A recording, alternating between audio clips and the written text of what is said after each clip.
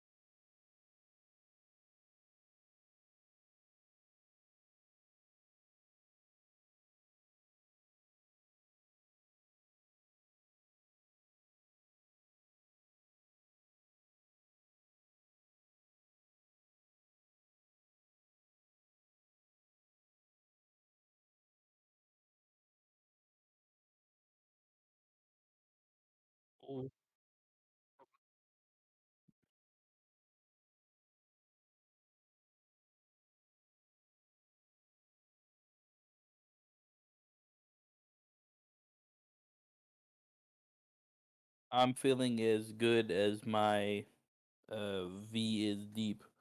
Uh, I'm feeling pretty good. Glad to be back on a live. Glad to be talking about uh stuff. Literally could have been anything, but glad to be talking about stuff. Ready to get back on the grind.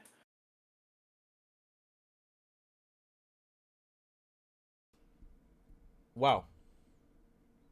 I hope everyone heard me when I was talking about all the things that are pushing the culture forward in this being Yo Invite. Because I think my mic was muted. But that's okay. I'm Calvin, Ryuk. That's a lot of pun. Happy to be here. Yeah. How about that Super Bowl matchup? The Philadelphia Eagles are going to be facing Travis Kelsey in It's the Kelsey Super Bowl. Bowl. Yeah, it's literally the Kelsey Bowl, the Kelsey brothers going at it. Hey, it's gonna be, dude. I think our podcast is great. Their podcast is amazing, but talk about an awkward episode. It's gonna be Whoever wins weird. that. Yeah. Could you imagine you get on and then they're just like sipping out of like a championship mug, talking about what's up, loser? Yeah, one's got a fucking one brought the trophy with him to the podcast, You and the other know one what's just. gonna happen. Oh yeah, I know that. Yeah, of course it's gonna happen. Hey, Yeah, and if anyone's gonna do it, it's gonna be Kelsey. yeah, certainly. Definitely. He seems like the type. Mm-hmm. Sure does. But yeah, whole lot we could talk about. There's a whole lot I do want to talk about.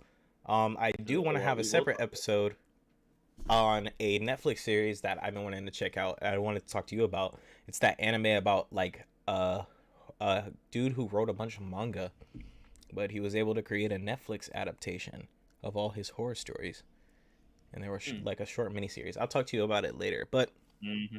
that's neither here nor there. I'm getting sidetracked. I'm excited for the show.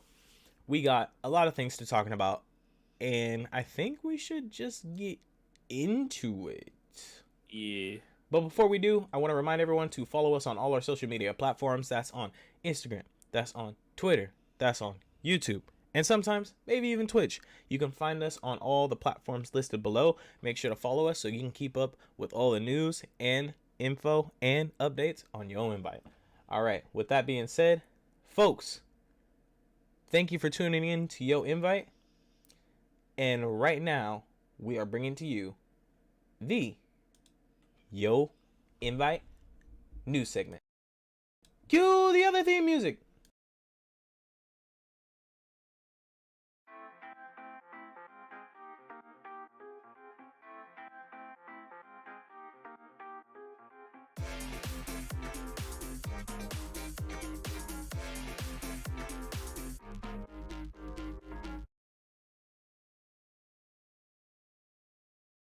is just mad hard.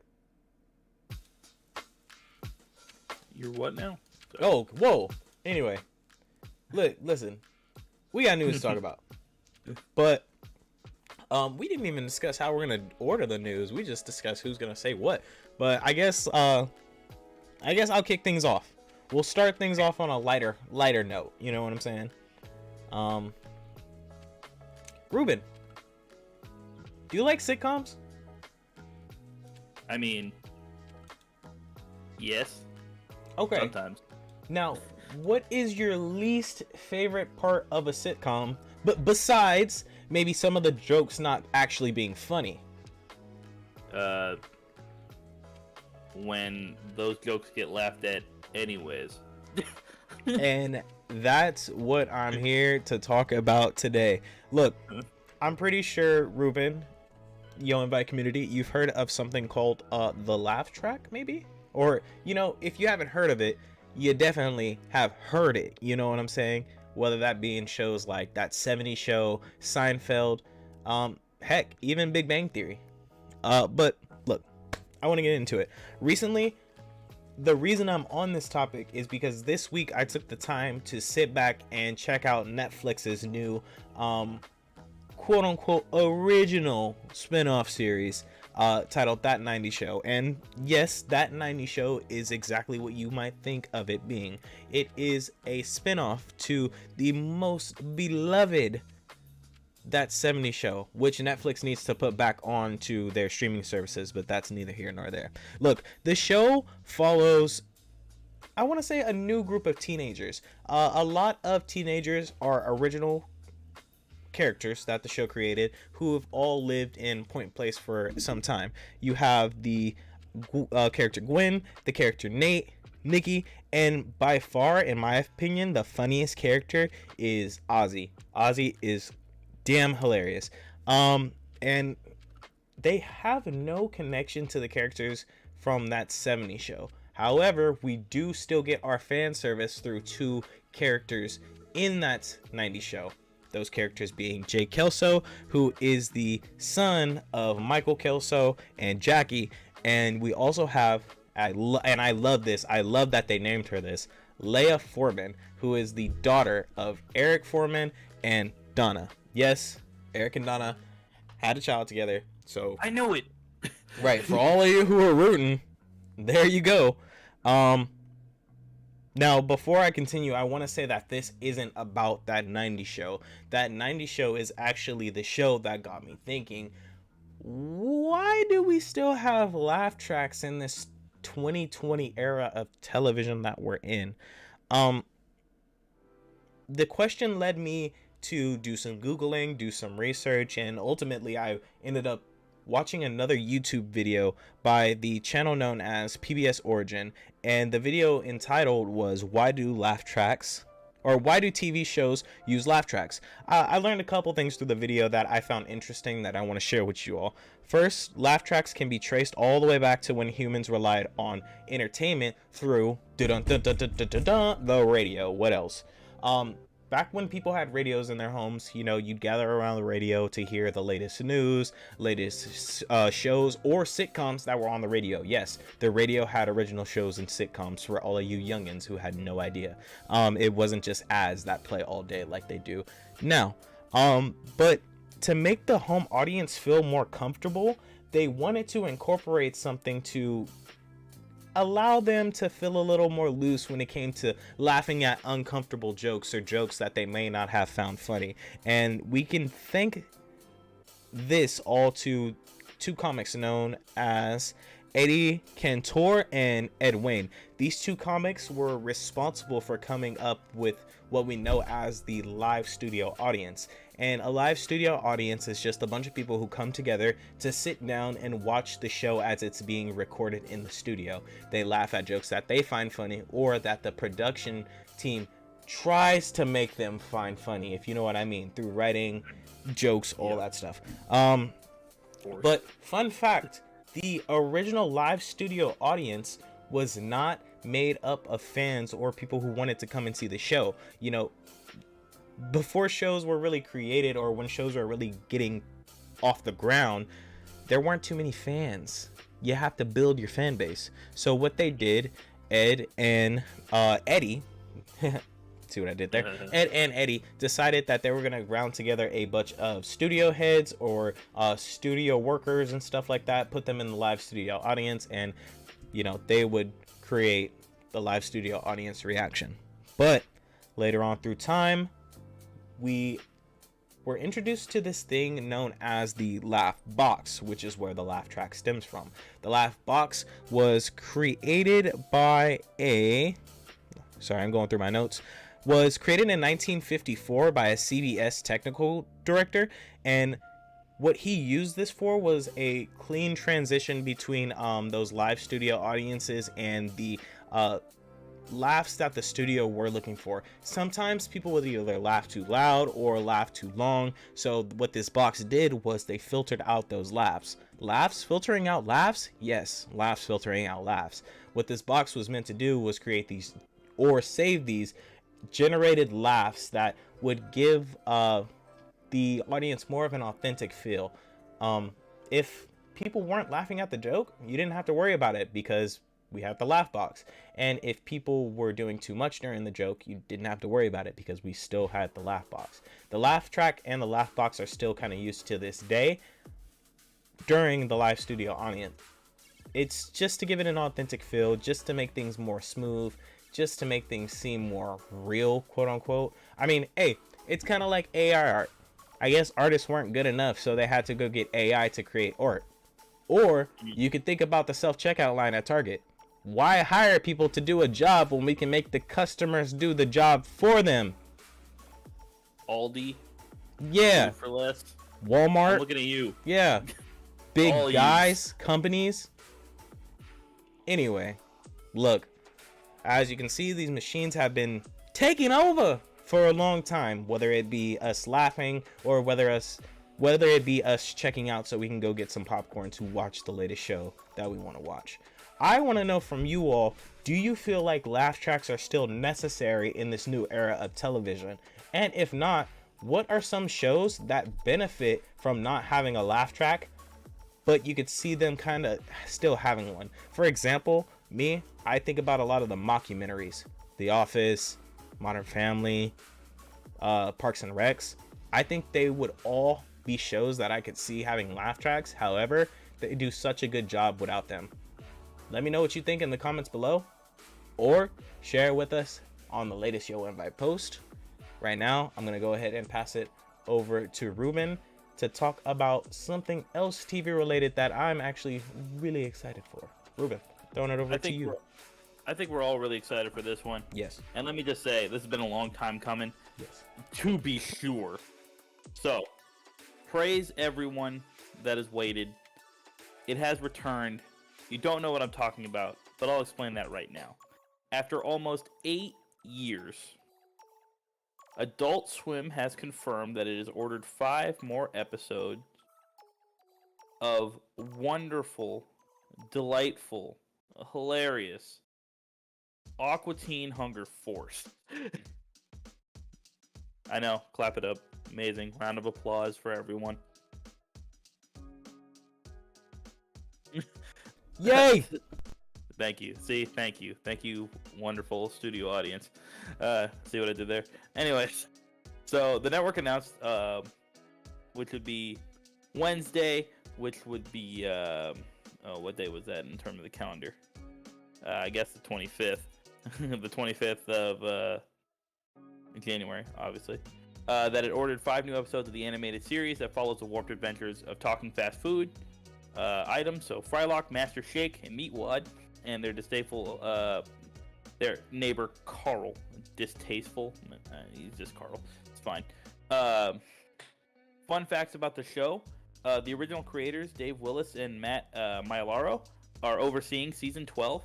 So the original creators came back and are creating these 5 episodes.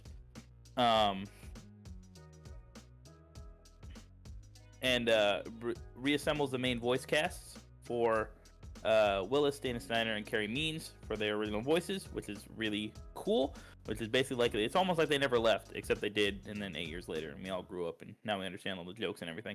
But The show's second movie, also Aqua Teen Forever, Plantasm, which released back in November, will be available to stream on HBO Max starting February 8th and can be viewed on Adult Swim at midnight on March 12th. Quote from the directors, we are thrilled to be making more Aqua Teen Hunger Force episodes for a new generation of fans, building upon the most impressive collection of IP ever assembled.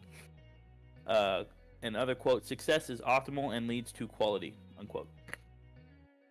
For those of you that don't know about Aqua Teen Hunger Force, so it's a spin-off of Space Ghost Coast to Coast, also a goated show. Man, Adult Swim had all the bangers, man. Always, forever, no matter what. Just take a moment to reflect on all the great shows that Adult Swim has had. Oh, don't worry, we will in the next segment. All right, cool. Enough of that. God damn. Dark. You're right. Aqua Teen Hunger Force launched in 2000, 22 years ago, 23 years ago. What am I talking about? What the fuck am I? And had 139 episodes over 11 seasons before being canceled by Adult Swim in 2015. The series was once the longest running series on Adult Swim before Robot Chicken surpassed it. So, literally like a legacy show for the channel. The doors have been left open for the revival, both by creators and Adult Swim. And then last year, months before the movie was released, Adult Swim's YouTube channel released a series of Aqua Teen Hunger Force spin-off shorts titled the Aquadonk Side Pieces. And then later in the show's run-in, the creators would tweak the name of the series each season while keeping the premise intact. So they were kind of like hinting at stuff before hinting at stuff. And the show's guest cast has featured a lot of different celebrities. You might know some: David Cross, Patton Oswalt, Lance Reddick, Bill Hader, Seth MacFarlane, and such like that. But honestly, it's good to see a revival that doesn't seem to be like a reboot of some kind. I know that we have other projects that we're going to be going out for some videos later on about a specific type of reboot that happened that is not good. And so I'm glad that we're seeing some revivals going on that seem to be made with love and with respect for the audience that they are presenting themselves to. And it also looks like there's some other, from the article that I found, that apparently some other original shows are looking to be revived as well, including Phineas and Ferb, surprisingly enough, the Powerpuff Girls, and then Foster's Home for Imaginary Friends, which are... What? Yeah, very interesting to put together in a list together. Like, that's interesting if they happen. Yeah, that's something for a different episode. we got enough to talk about now. We'll talk about that later. But I really want to know, like, what, because they only ordered 5 episodes, and obviously it was a beloved show. I want to hope that the show goes well so that they can continue on. But even with this revival, how long do we think that Aqua Teen Hunger Force will actually stay on this time around? I mean, they were canceled kind of in their slightly declining, but still in kind of like a height of like the Adult Swim era as it is now, and it has been replaced by a bunch of different shows now. So I wonder how it will fare now as opposed to how it did 8 years ago, almost a decade ago, with the shows that were on then. But we could talk about a little bit more about that later. But before we do all of that, I want to give it back to my main man to talk about a different set of Adult Swim shows, probably as or more beloved than Aqua Teen Hunger Force at the moment, and something that's going on over there. So there you go. Just know it ain't positive, like a big revival of a beloved show. Something's getting revived. Jeez. So just to cover the basics, we're going to be talking about a very sensitive topic, and I don't want to make too much of a light heart of everything. It is serious. However, we just want to make sure we push through all of these. So take everything I'm saying with, like, I guess you could say a grain of salt, because all of these are allegations. So alleged is the big word to use. But hey, I'll say it like this: when you suck as a human, you suck as a human. So you make your decision on that. But just to give a quick disclaimer, We're going to be talking about the Justin Roiland situation. So if you don't want to hear about that, click away. If not, now's your time to stay. Anyway, Justin Roiland, or Roiland, however you want to pronounce it, the co-creator of the beloved animated Adult Swim series Rick and Morty, is currently facing 2 alleged felonies. So, 1 felony count of false imprisonment by menace, violence, fraud, and or deceit against an unarmed woman, and as well as 1 felony count of domestic battery with corporal injury. Jeez. Both of these felony counts against Roiland are said to be attached to a woman that he was dating during the year of 2020. So I'm guessing sometime or during the pandemic. In an article provided by the New York Times titled "The Voice of Rick and Morty Leaves Show After Domestic Abuse Charges," writer Maya Salam, excuse me if I butcher your name, states that Roiland has a pretrial hearing in April of this year that is connected to that 2020 case. Since the news of these allegations broke, Roiland has been removed from networks that are well known for hosting his shows. Adult Swim, which is known for the premieres and hosting the show of Rick and Morty, has went on to say that they are no longer have connections with Justin, but Rick and Morty will continue and they will have a season 7.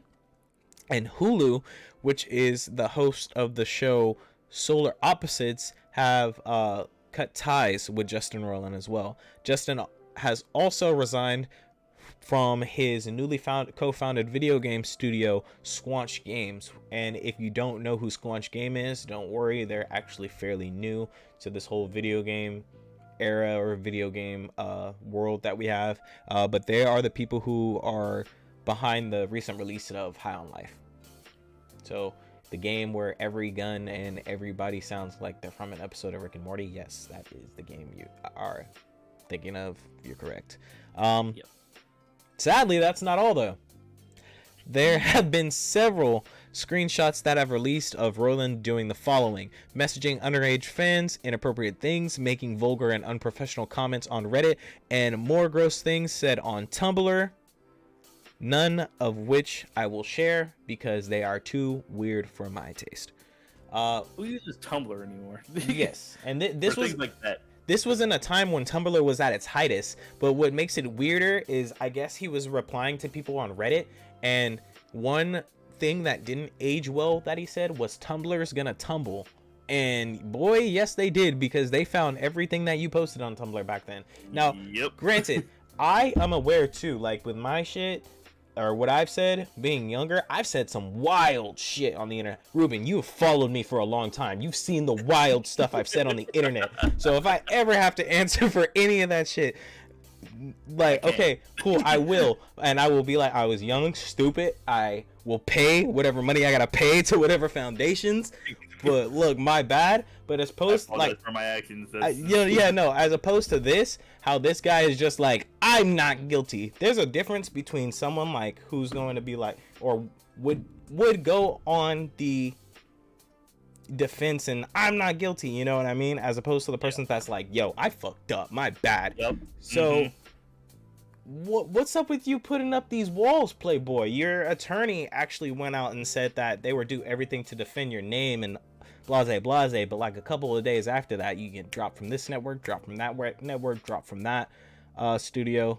What's going on? And if Ruben, if you have more information on this as well, please go ahead and share. But the other co-creator of Rick and Morty has some fire up his sleeve, I guess, as well right now too, because there's some allegations attached to him as well, if I'm not mistaken. Allegation. I believe you're right. I think they're less egregious, I guess. Yes. But I believe, well, I mean, less egregious in the term of that less going on doesn't mean they aren't still egregious. From the top of my head, I'm sorry. No. It's probably what you're thinking about. Is sexual harassment. Yes, he was sexually harassing the writing team if I'm not mistaken. Yeah, the writer that Harmon harassed and is now producing on It's Always Sunny, actually. Boom! Take that 2 year ago me who just started podcasting. I know how to do research. I remember thinking too.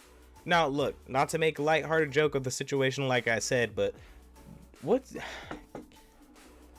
As a community of nerds, as much as we love things that we're attached to, we have to stop as a collective.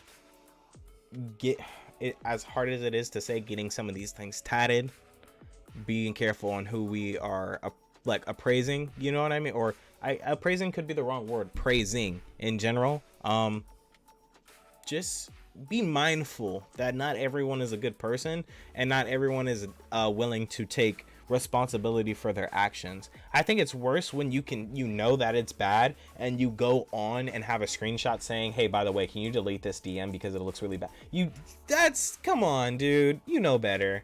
You know you're wrong as soon as you start typing that shit. You know you're wrong. Big womp womp. And they also have fans have also went back and found more like drawings and stuff like that are related to characters that we see now that are just like out there and way beyond inappropriate.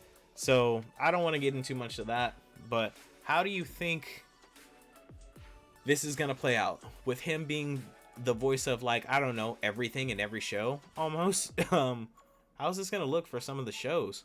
Are we gonna end them? Are we gonna continue? Oh, I know for a fact that they aren't gonna end. But we can, I mean, if we want to start this open discussion, we definitely can. I can talk about this. Go for it. But yeah, just at least for a couple of the products that I know, Rick and Morty's not going to be ending. It literally can't, because Adult Swim already signed up to 70 new episode releases, so they're paid up, so they have to make episodes until season 10. They're currently working on season 7. So they're Rick and Morty ain't ending anytime soon.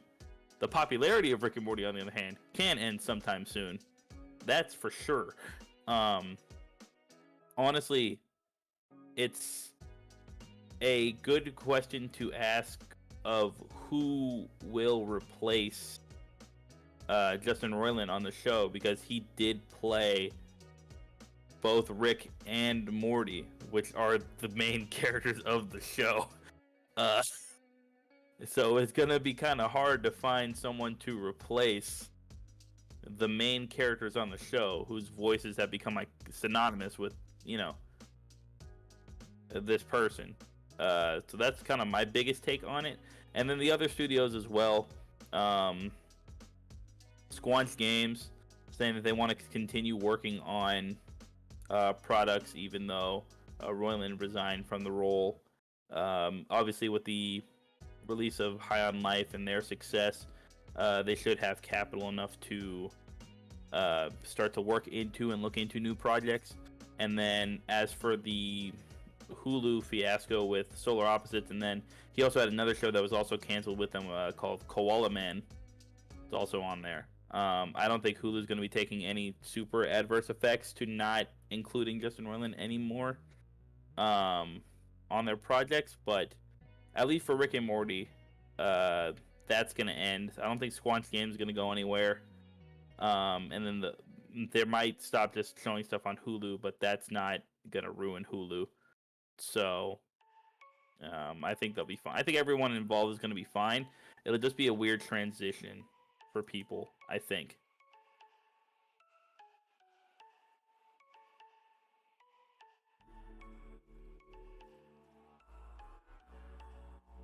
I agree. I think the only person that'll be I'm sorry, I was drinking water. But I think the only person that'll be affected is him. Like, the person. This is a prime example of don't let one bad apple rot in a tree or spoil the tree. They're literally going to cut that apple off the tree and keep pushing. Yeah. And literally, it's crazy because this is all him, if you want me to be honest. Everything. Yeah, no, it's like... Go ahead. It's straight wild, dude. It really is wild, because it is all literally like one person.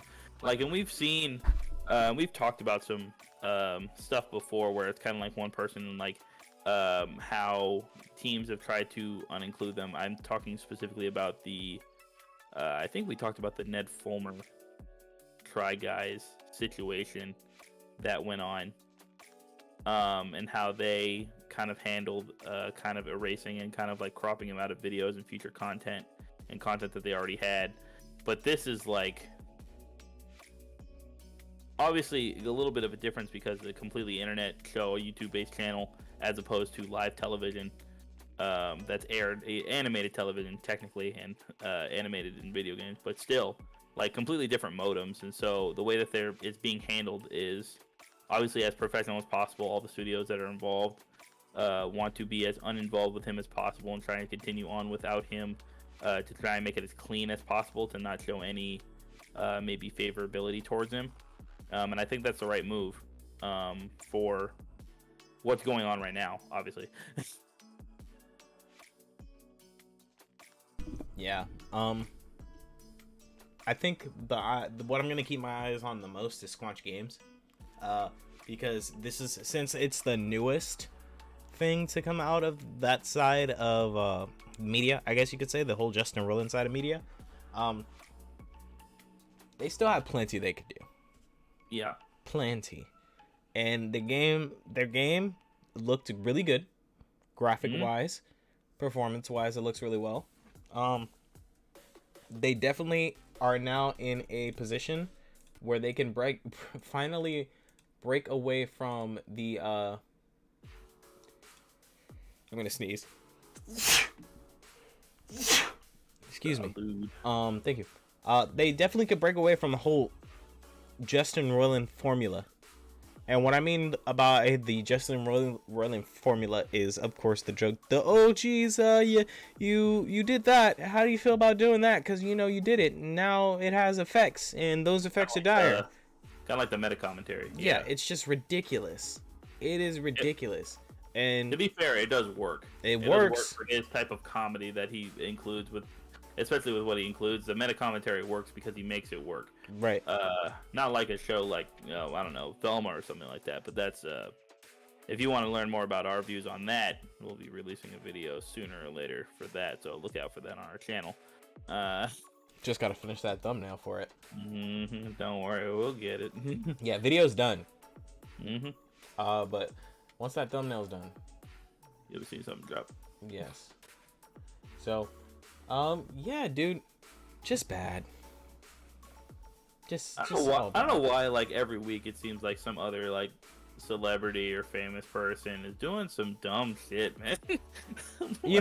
I found no conspiracy theory. Apparently, there was like a list of like celebrities in Hollywood that Hollywood is dedicated to like protecting.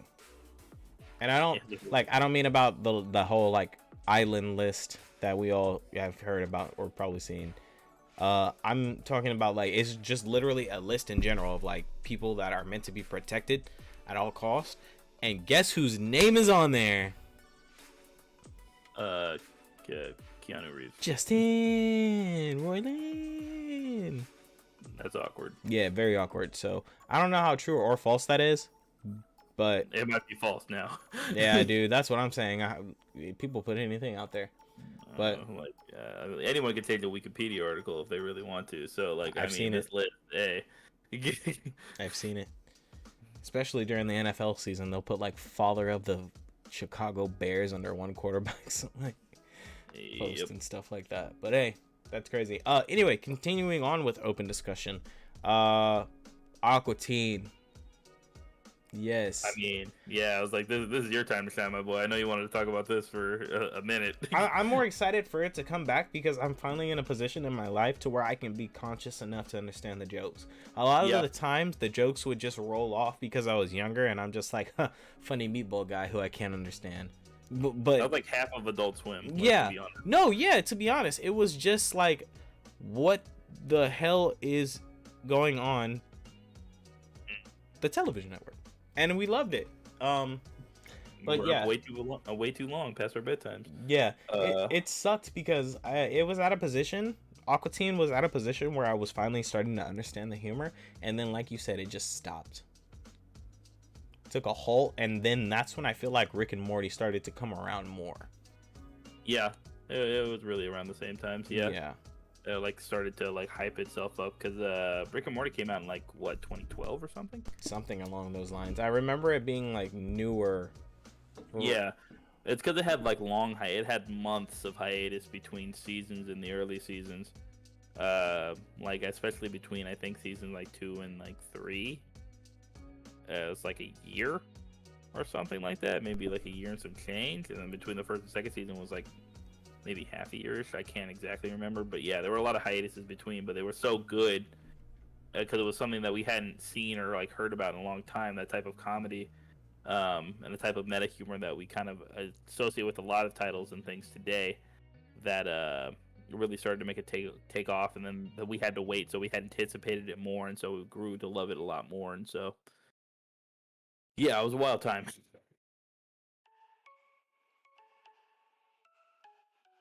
Ah, well, I was close enough, I guess.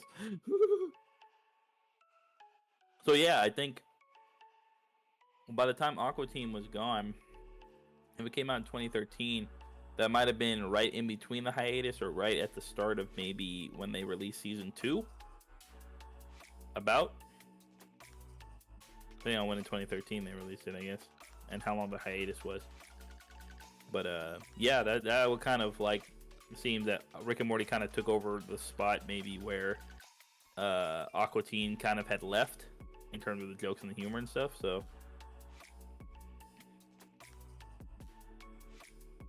Fun fact. I've never seen the Aqua Teen movies.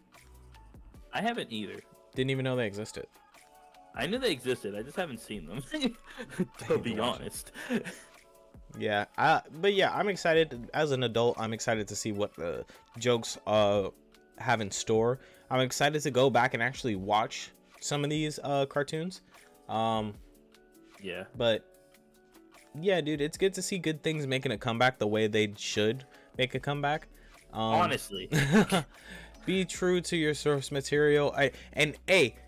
I would even say if it ain't broke, don't fix it. Like, if you feel like a show should come back for another season, just give it another fucking season. Excuse my language, but like, that's how simple it is. People won't be mad at it. They'll just ask, didn't that shit end a couple seasons ago? Yeah, but they brought it back. Okay. That's literally how people are gonna react. But I don't know. Hollywood already has this issue of redoing things and bringing things back and stuff like that. So bring back the good things, keep the bad things, come up with new things soon, please. And if you come up with a new thing, please don't be a POS. Yeah. For real. Yeah. Honestly, please. Because then we have things like Rick and Morty and we can't enjoy them anymore. Mm-hmm. That makes me laugh. Almost like a laugh track. Sorry. And how you Fun feel about segment. those? Did you watch that 90s show? Did you watch that 90s show? I've watched a little bit of that 90s show. And I watch regular TV. I've watched a lot of regular TV sitcoms. And you and I both know we've both been a part of live studio audiences before. Yeah, part of our resume. We've both been in live studio audiences, so we kind of know and understand the process a little bit of not so much laugh tracks, but like the preclusion of, or the basically the autonomous nature of like getting laughs for shows. And I think that the whole concept is interesting, but my personal opinion, I think that they are kind of still necessary, to an extent. Obviously, just like a bunch of things are necessary to an extent, I guess. Like stunt doubles are obviously needed, like to an extent, right? Like you can't be like, not everybody can be Tom Cruise hanging off of the side of a plane as it takes off. Like that's like, not everyone is like up for that, like like, to be honest. So you're gonna need a double of some kind for something like that, or getting fought. People can't fight sometimes, so we'll need a stunt double for that. But yeah, I think you were talking to me about an interesting fact about who created the laugh track, I don't know if you mentioned it. I don't think you did, but I feel like you should go into that just for a second before I continue on with what I'm doing because it is a really good fact. Because I didn't know it. I did not mention that. Hang on. Let me see if I could pull it up too so I could put a picture. I'm about to Oh, rock these please. people's worlds. Yes, please. Thank you.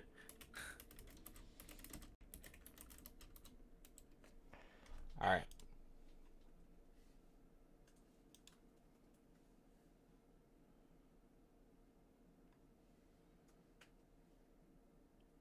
These jerks. They gave me the wrong name. Dang. All right, but that's neither here nor there. So the person who actually created the laugh track, or really the laugh box, I should say, is a CBS technical director known by the name of Charles Douglas. He was a veteran from the war at the time and came back to work with CBS, and he was just trying to make the laughs more authentic. Now, I don't know how you can make a live studio audience more authentic than being live in a studio as an audience, but apparently the laughs weren't good enough. It irritates me since we've been part of those live studio audiences to know that even though we are laughing, those laughs are being cut and or faded out to blend in with artificial laughs. And it now explains why in every single sitcom that has laugh tracks, it sounds like all the laughs are the same. Yeah. Like I don't know Uh, if go for it. no. Yeah, no. Continue what you're doing, but yeah, I think there's a reason for that. But I'll go a little into that after that. What you talking about? Like, do you okay? I don't know. I'm trying to be as specific as possible so everyone can relate with me. There's always one laugh that stands out to me in a laugh track, and it's always when the laugh's fading out and you hear the. I don't know if you know that specific part of the laugh track pisses me off. You'll hear everyone else and then you'll hear the. It's like, what is that? Who is that beast? Who is that? Yeah. Or Who you'll are you, or just like strange person? the laugh track has that a hee hee moment. Just when everyone goes like, "Oh," you'll hear the one intense in the background. Oh, that like finishes it off. It's always got to be that one person. Yeah, It's always got to be. I don't get it. Uh, I don't know, man. Um, I feel like I can tell. I'm like, Yeah. bro, I it's the mean, same. yeah. I mean, you can obviously, yeah. You can. It's very easy to tell now, especially because it's so uniform. Mm-hmm. Um, but yeah. Um, so that laugh box that you were talking about, yeah. Obviously created by Charles Douglas, whichever one. Which is funny because the original thing, I think you're saying, a website said it was made by Frederick Yeah, Douglass. shit had me hot. That shit had me hot. I was like, hey, yo, Frederick, my boy, this man can do everything. um, so I guess he was. I mean, at this point, he's basically a sound engineer creating a laugh box. But he also apparently held a monopoly on the laugh track in Hollywood because he was so closely guarded of this laugh box. Um, and then over the course of about 30 years, he carted the laugh box off to different studios and things, and occasionally re-recorded um, new sounds to keep things current and fresh with the laugh box because the people that originally laughed in the box would die, so he would get more laughs to then put into the box to then put into yeah. So there's a current version of the laugh box now that's been sized down and upgraded. Um, and is that laugh box is run by and created by Douglas's son, who continues the family business for these laugh tracks, which is really interesting to be sure. Because they are also talking about how laugh tracks in general. Fun fact: the first show to use a laugh track was the Hank McCoon show in 1950. By the way, cool fun fact for y'all. Uh, but I guess the consistency that we hear in the laugh tracks was on purpose, and laugh tracks were kind of needed for those to like make everything sound really consistent. And I guess that's the reason why all the laughs kind of sound the same now. Just for kind of like having an equal amount of laughs throughout the entirety of whatever the joke is, and that's why they do the fade ins, fade outs, and try and make everything sound as consistent as possible and in line with whatever the show is doing. For maybe those pauses that the actors do, between jokes and stuff like that. Um, and also another really fun fact: as much as weird as it sounds to us, and we're all kind of used to laugh tracks now, there have been plenty of sitcoms that have had laugh tracks, and we're obviously kind of desensitized a little bit to them now. But experiments have shown that shows with a laugh track were interpreted, at least by audiences, as funnier than ones without added prompting and like live studio audiences having to laugh. So there's technically science to back up the use of laugh tracks.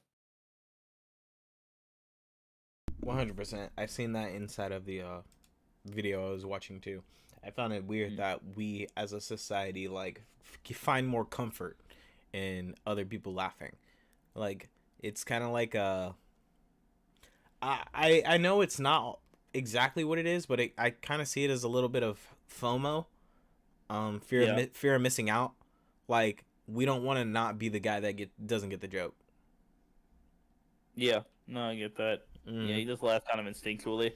Yeah, and, like if everyone's laughing, then this must be funny, so I'll laugh along with it. Yeah, even if you don't get it or if it's not funny. Yep.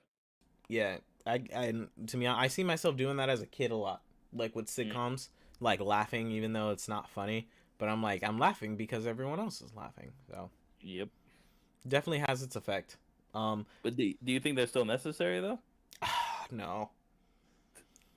Why not? I don't. Okay, yes and no. I don't think they're necessary, but I don't think you can have sitcoms without them. If that makes sense. Well, not now. No. At least. Yeah. So, like, they're not necessary because if you have good writing, the joke will handle itself. I don't want to say it'll write itself. Like you write the joke, but the joke carries itself. You know what I mean? I've even seen it's all about the setup and the delivery. I've seen plenty of shows set up good jokes at the beginning of the show and don't deliver on them until the end. And they kind of like just float over our head the whole time. And with laugh tracks, it's just like, it feels like you're watching a beating, like a live beating. Because it's just laugh after laugh after laugh. For those of you who've never been in a live studio audience, Ruben, okay, for sometimes it is like this. You go, you sit, you're lucky if you get a water, and a small sandwich that they make you eat in between, like the 30 minutes you've already been, maybe the hour or 2 hour mark you've already been there, and there is sometimes a box that will tell you to laugh.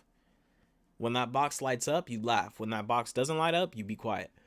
But sometimes if you laugh too long, or if you sneeze, or if you cough, bro, they will run the whole shit back and back and back and back. If you laugh too long, we've, as a studio audience, laughed like the perfect amount. It gets to the point, you're all in this together. You're like, damn, that wasn't hard enough. We didn't laugh hard enough, huh? We didn't do this hard enough. And the producers will get on the mic and be like, okay, laugh a little harder next time.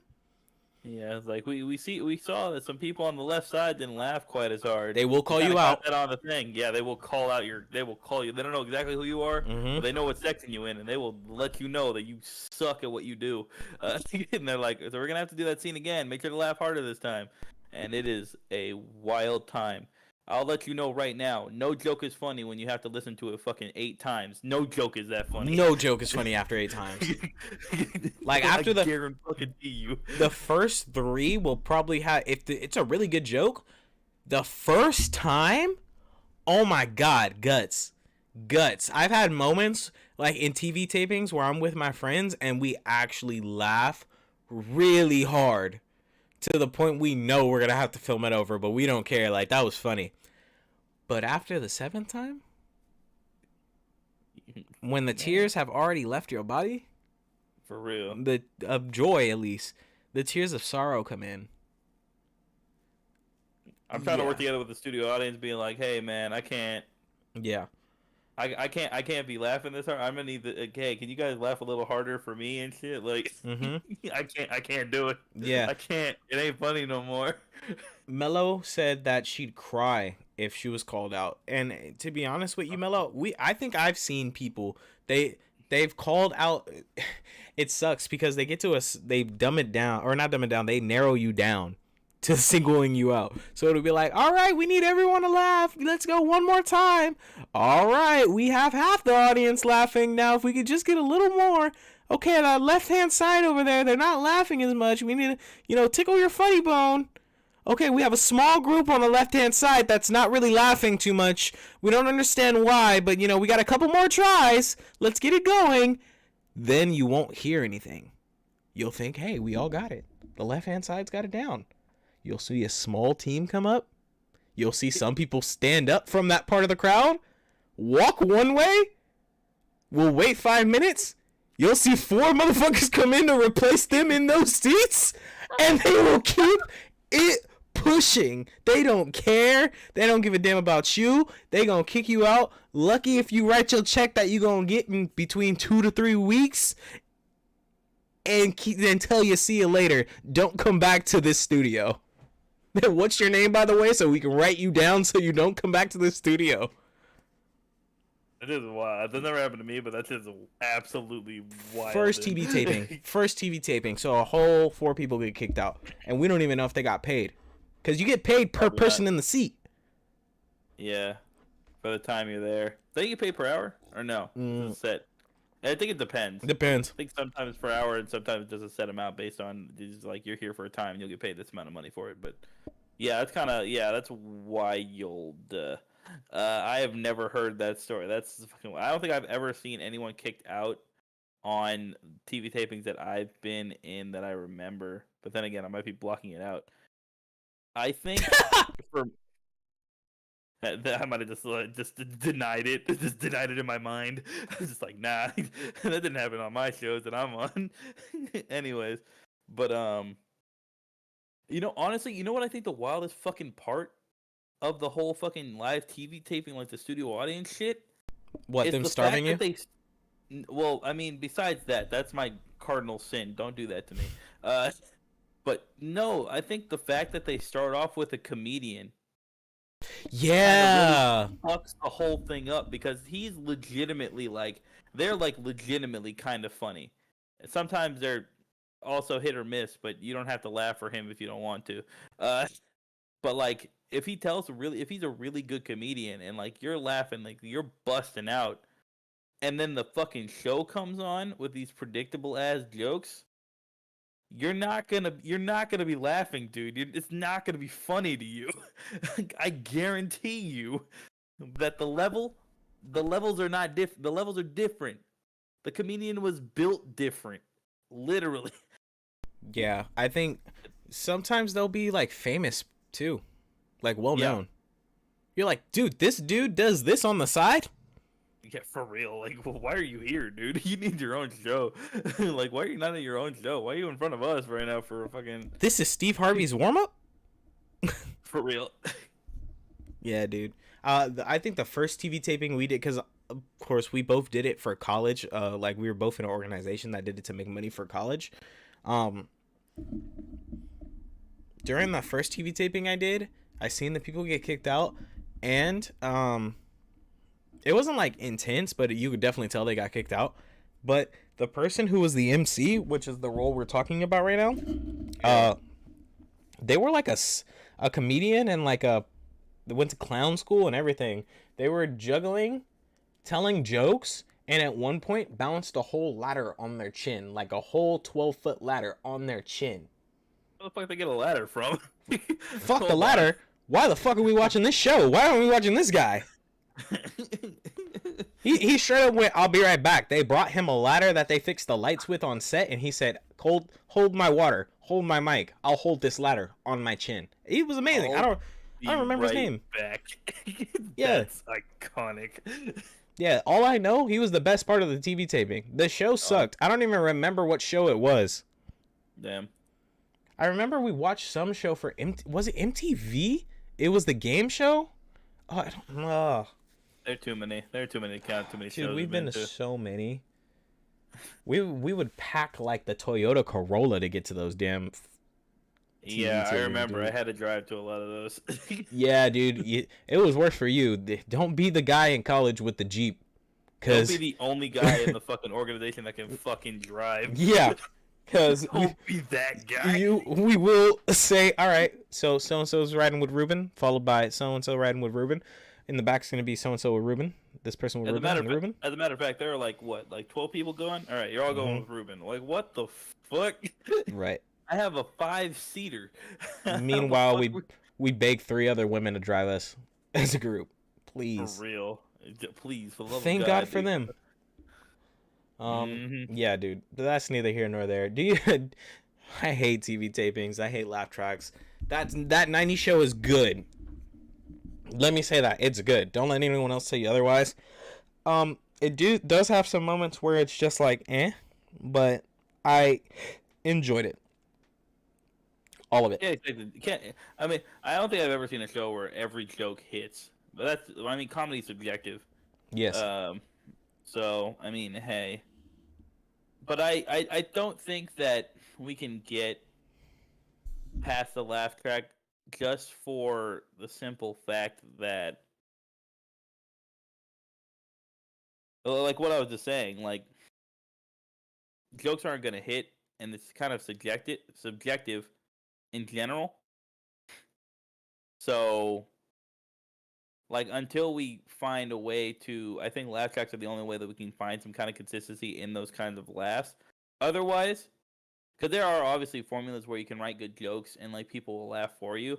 But I think for, like, sitcoms and, like, pre-recorded things, because most of the TV tapings that we went to were also kind of pre-recorded. If there isn't a level of consistency, I think it'll just kind of ruin the sitcom genre, and I don't think Hollywood's ready for that yet. Because obviously there are shows that are funny that don't have a laugh track on them. Like, a lot of them are animated, because you can get away with a lot more types of comedy in animated shows than live action. That's just a fact. But also, like, comedy specials obviously are also very funny, with stand-ups and their routines and stuff like that, but kind of trying to incorporate basically a stand-up routine into also a coherent TV show with a story. We got to admit, it's hard to do that shit. It doesn't matter who you are. It's fucking hard to do. So I don't really think we're going to move away from it anytime soon. If anything, it's probably going to get more advanced, those laugh tracks, until there's probably no need for a studio audience anymore.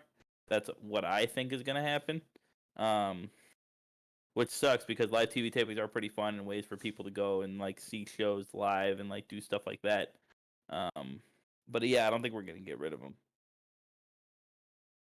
No, they're not going anywhere for a good while. That's the power of convenience. Yeah, to be honest. Do you have anything else to say about any of these topics, Ruben, for the week? I am good for now. All right. I'm good as well.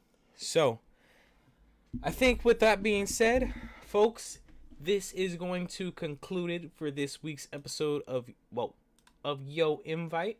Thank you all for tuning in. If you like what you've seen, make sure to follow us on all of the social media platforms you see below. We got Instagram, we got Twitter, we got YouTube, and we got Twitch sometimes. However, I will say, make sure you keep that notification bell clicked. Make sure you click it. Make sure you subscribe, because we are going to be doing a after show, so to speak, right now in the next 5 to 10 minutes when we set up, and we're going to be playing some Hades and talking about what we want to see in Hades 2, our wish list. So make sure to subscribe. Thank you so much for tuning in. Be sure to tune in more on the social media platforms so you can see all the things that are pushing our culture forward. Keep an eye out for the articles. Keep an eye out for more videos to drop. And we will see you during the after show. Ruben, you know what to do. Yes, I will. I'll do it. Don't have to tell me twice. Anyways, what do you call it when Dwayne "The Rock" Johnson buys a cutting tool? The scissors? No, rock, paper, scissors. Oh, that was a good one. Good night, everybody. Bye.